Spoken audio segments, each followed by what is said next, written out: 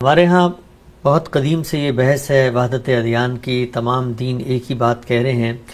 یہ کہا جاتا ہے جی انسانیت سب سے بڑا مذہب ہے، لیکن آج کے دور میں نظر آتا ہے کہ جو زیادہ پڑھے لکھے لوگ ہیں، پروگریسو لوگ ہیں، وہ یہ کہتے ہیں کہ آپ مذہبی لوگ آپس میں لڑتے بھڑتے رہتے ہیں، کیوں نہ تمام مذاہب کے بنیادی میسج کو لے کر ایک بنیادی نظریہ اپنا لیا جائے، اور وہ نظریہ ہے انسانیت کا نظریہ. سب سے پہلے انسانیت. تو انسانیت سب سے بڑا مذہب ہے، اس دعوے، اس تصور کو آپ کیسے دیکھتے ہیں؟ یہ بات ایک بالکل بے معنی بات ہے. انسانیت سب سے بڑا مذہب ہے. انسانیت کے لفظ کا اور اس کے اطلاقات کا اگر آپ تجزیہ کریں تو اس کے سوا کوئی مطلب ہی نہیں ہے کہ اخلاقیات مذہب کی تعلیم کی بنیاد ہے. اس لیے کہ جن چیزوں کو آپ انسانیت کہتے ہیں انہی کو اخلاقیات سے تعبیر کیا جاتا ہے. آپ یہ کہتے ہیں نا یہ انسانیت کے خلاف ہے کہ کوئی کسی پر ظلم کرے، یہ انسانیت کے خلاف ہے کہ کوئی کسی کا حق تلف کرے، یہ انسانیت کے خلاف ہے کہ کوئی کسی کو دھوکہ دے. تو یہ سب باتیں کیا ہیں؟ وہ باتیں ہیں کہ جن کو انسان کا حادثہ اخلاقی اپنے وجود میں محسوس کرتا ہے. تو ہر مذہب کی تعلیمات میں بہت بڑا حصہ اخلاقیات کا ہے. میں خود اسلام کے بارے میں بارہا توجہ دلا چکا ہوں کہ بنیادی طور پر 4 ہی چیزیں ہیں جن کو مذہب کے محتویات کہنا چاہیے، یا اس کے مشمولات، یا اس کا کنٹینٹ کہنا چاہیے. ایک عبادات ہیں، دوسرے تطہیر بدن یعنی بدن کی صفائی کے لیے کچھ ضروری ہدایات، تیسرے خور و نوش کی تطہیر، اور چوتھے اخلاق کی تطہیر. اور سب سے بڑا حصہ تطہیر اخلاقی کا ہے. اس کی اہمیت بھی بیان کی گئی ہے. مثلا رسالت مآب صلی اللہ علیہ وسلم نے فرمایا ہے کہ میں تو اسی لیے مبعوث کیا گیا ہوں کہ میں اعلیٰ اخلاق کو ان کے اتمام تک پہنچا دوں. تو پہلی بات تو یہ ہے کہ انسانیت کا لفظ جب بولا جاتا ہے تو اس کے سوا کوئی معنی نہیں ہے کہ انسان کے ہاں جو اخلاقی اقدار عالمگیر صداقت کی حیثیت رکھتی ہیں ان کو سب لوگ اختیار کریں. تو یہ دعوت اگر دینی ہے تو ان الفاظ میں بھی دی جا سکتی ہے. میں بھی یہ دعوت ہمہ وقت دیتا ہوں کہ دنیا بھر میں کچھ چیزیں ایسی ہیں کہ جن کو عالمگیر صداقت کی حیثیت حاصل ہے. ہمارے دین میں خود قرآن مجید میں اس کے لیے بڑی خوبصورت 2 اصطلاحات اختیار کی گئی ہیں، معروف اور منکر. یعنی معروف کیا ہیں؟ وہ بھلائی کی باتیں جو عالمگیر سطح کے اوپر مانی جاتی ہیں، اور منکر کیا ہے؟ وہ برائی کی چیزیں جن کے بارے میں انسانوں میں کبھی کوئی اختلاف نہیں ہوتا. تو یہ دعوت اگر دینی ہے تو اس بنیاد پر دی جا سکتی ہے. یہ ایک بات ہے. دوسری چیز یہ ہے کہ جس وقت آپ یہ کہیں گے کہ انسانیت ایک ایسا مذہب ہے جس پہ اتفاق ہو سکتا ہے، تو ذرا اتفاق کرا کے دکھائیے گا. ہوگا یہ کہ مذاہب کی فہرست میں ایک اور مذہب کا اضافہ ہو جائے گا. کتنے ازم ہیں جو پیدا ہوئے، تو انہوں نے پیدا ہونے کے بعد کیا باقی نظریات کا خاتمہ کر دیا؟ یہ انسانی فطرت کے ناقص مطالعے پر مبنی ہے.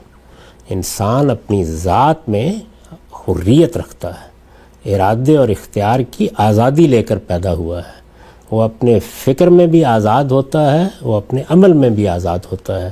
یہ کچھ مذہبی تعبیریں، کچھ سیاسی حالات، کچھ بڑے دانشور ہیں کہ جو اس کی اس حریت کو بعض اوقات پابند زنجیر بنا دیتے ہیں. ورنہ انسان آزادی رکھتا ہے، اپنے وجود میں آزادی رکھتا ہے. وہ سوچے گا تو اختلافات پیدا ہوں گے. تو اگر کوئی لوگ بھی مل کے مذہب بنانے کی صحیح کریں گے، مذہب کیا ہے؟ یعنی زندگی کیا ہے، زندگی کے حقائق کیا ہیں، جو سوالات پیدا ہوتے ہیں ان کا جواب کیا ہے، سارے نظریات اسی طرح بنتے ہیں. تو اگر سارے انسان مل کر بھی بیٹھ جائیں گے تو آپ یہ دیکھیں گے کہ زیادہ سے زیادہ جس چیز پر اتفاق ہوگا وہ اصل میں وہی چیزیں ہیں جن کو ہم اخلاقیات کے زیر عنوان بیان کرتے ہیں. باقی کسی چیز پر اتفاق نہیں ہوگا. تو اس لیے اس طرح کی تجاویز کو میں بے معنی سمجھتا ہوں. میرے نزدیک اس کا کوئی فائدہ نہیں. اصل چیز جو لوگوں میں پیدا کرنے کی ہے وہ یہ ہے کہ وہ جو نظریہ چاہیں رکھیں، اس اصول کو مانیں کہ اللہ تعالیٰ نے نظریات کے معاملے میں، یہاں تک کہ اپنے اس دین کے معاملے میں جو اس نے پیغمبروں کے ذریعے سے بھیجا ہے، کوئی جبر روا نہیں رکھا. یعنی انسانوں کو آزادی حاصل ہے. تو ہمیں انسانوں کی اس آزادی کو عزت دینی چاہیے. ہر شخص اپنی رائے رکھنے کا اختیار رکھتا ہے. وہ کوئی رائے قائم کرتا ہے، ہم اس کو سنیں گے. ہمارے نزدیک اگر وہ غلط ہے تو استدلال سے اس کی غلطی واضح کریں گے، اور استدلال کا طریقہ ہی ہر معاملے میں اختیار کیا جائے گا. یہ جذباتی طریقے اختیار کرنا، یہ مختلف چیزوں کو احتجاج کا موضوع بنا لینا، استدلال کی بجائے بندوق کی قوت استعمال کرنے کی صحیح کرنا، یہ وہ چیز ہے کہ جس کی نفی کرنی چاہیے۔ باقی مذہب کا اختلاف، نظریات کا اختلاف، یہ تو انسان کے صحیح راستے پر جانے کے لیے مہمیز کا کام کرتا ہے۔ یعنی پھر ہم سائنس کے معاملے میں یہ طے کر دیں کہ آئندہ کوئی اختلاف نہیں کرے گا اس معاملے میں، تو یہ بالکل لغو اور بےمانی باتیں ہیں، اور بہت سے لوگ جو اس طرح کی باتیں کرتے ہیں بے سوچے سمجھے کرتے ہیں۔ صداقت کے بارے میں اور حقیقت کے بارے میں کوئی کمپرومائزنگ فارمولہ نہیں ہو سکتا۔ تو جن چیزوں پر اتفاق ہے ان پر دنیا کا نظم چلائیے، جو چیزیں مختلف ہی ہیں ان مختلف ہی لوگوں کو کہنے دیجیے، اپنی بات بیان کرنے دیجیے، اس کی تبلیغ کرنے دیجیے، اس پر کوئی پابندی لگانے کی ضرورت نہیں۔ البتہ اگر اس میں جبر شامل ہو جائے، اس میں دوسروں کی تحقیر شامل ہو جائے، اگر آپ کسی کو بندوق کے زور پر اپنے نقطہ نظر کا قائل کرنے کی صحیح کریں، اس کو پوری انسانیت کو آگے بڑھ کے روکنا چاہیے۔ بہت ہی تفصیل سے آپ نے جواب دیا۔ اس کا ایک ضمنی پہلو ذرا مجھے بتائیے گا کہ اگر ہم کسی اور مقصد کو اپنی زندگی کا سب سے پہلا اور بڑا مقصد قرار دیں تو کیا مذہب کو اس پر کوئی اعتراض ہوگا؟ مثلا ہمارے ہاں ایک نعرہ لگایا گیا کہ سب سے پہلے پاکستان، اس کے جواب میں لوگوں نے کہا نہیں پاکستان نہیں، سب سے پہلے تو ہم مسلمان ہیں، سب سے پہلے اسلام۔ تو مسلمان ہوتے ہوئے کوئی شخص کہہ سکتا ہے کہ میرے لیے سب سے بڑا زندگی کا ہدف، نظریہ، نصب العین، آدرش جو ہے وہ انسانیت ہے یا ملک ہے یا مثلا لوگوں کی خدمت ہے، تو اس سے کوئی اختلاف پیدا نہیں ہوتا؟ نہیں، اس کا تعلق اس سے ہے کہ کوئی آدمی کوئی بات کس محل میں کہہ رہا ہے۔ یہ جو سب سے پہلے ہر چیز، میرے لیے بنیادی بات، یہ سب تعبیرات کسی محل کے لحاظ سے استعمال ہوتی ہیں۔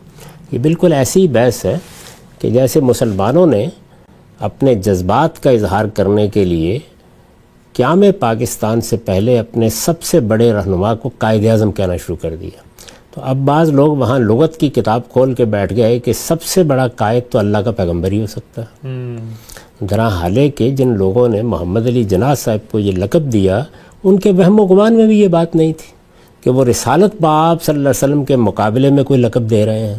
وہ اصل میں سیاست کے میدان میں یا جو ان کے ہاں بڑے لیڈر تھے ان میں اپنے لیڈر کا امتیاز بیان کر رہے تھے۔ میں اس وقت یہ بحث نہیں کر رہا کہ یہ اچھا ہے یا نہیں ہے، میں یہ گزارش کر رہا ہوں کہ ہر چیز اپنے موقع اور محل میں ہوتی ہے۔ تو اسی طرح اگر کوئی آدمی یہ کہتا ہے کہ جو مذہب کا مقصد ہے، یعنی مذہب کا مقصد کیا ہے کہ مجھے اپنے نفس کو پاکیزہ بنانا ہے، مجھے اللہ کی بندگی کرنی ہے، اللہ کے بندے کی حیثیت سے جینا ہے، اسی پر میری آخرت کا انحصار ہے، موت کے بعد کی زندگی میرے اس فیصلے پر مبنی ہے۔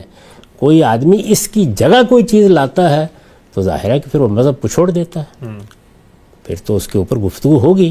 لیکن اگر وہ اس مقصد کو سامنے رکھتے ہوئے اس دنیا میں اپنا کوئی ہدف مقرر کرتا ہے، دیکھیے طالب علموں سے پوچھا جاتا ہے تو وہ یہ کہتے ہیں یہ میری تو ساری تگ و دو کا ہدف یہ ہے کہ میں بہت اچھا ڈاکٹر بنوں۔